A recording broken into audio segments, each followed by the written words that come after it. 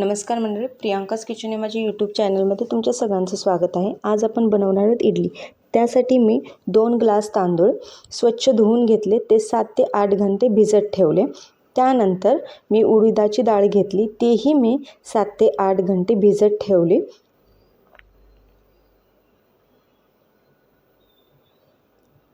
त्यानंतर हे दोन्ही मिश्रण मी बारीक करून घेतलं आणि त्यामध्ये 1 चमचा फक्त खाण्याचा सोडा मिक्स केला आणि हे मिश्रण मी एका साईडून फेटून घेतलं।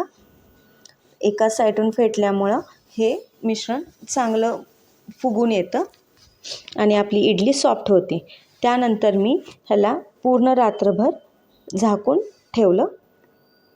त्यानंतर मी दुसऱ्या दिवशी सकाळी मिश्रण पाहिलं तर मिश्रण चांगलं फुगून आलेलं होतं। आता आपण बनवूया त्याच्या इडल्या। त्यानंतर मी इडलीचं पात्र घेतलं, त्याच्यामध्ये थोडंसं पाणी टाकलं आणि जे आपण ह्याला लावणार इडली ज्यामध्ये टाकणार आहोत त्या साच्याला थोडंसं तेल लावून घेतलं। तेल ह्यासाठी लावलं की जेव्हा इडली तयार होते तर तेव्हा ती इझिली निघू शकते, खाली त्या भांड्याला राहत नाही।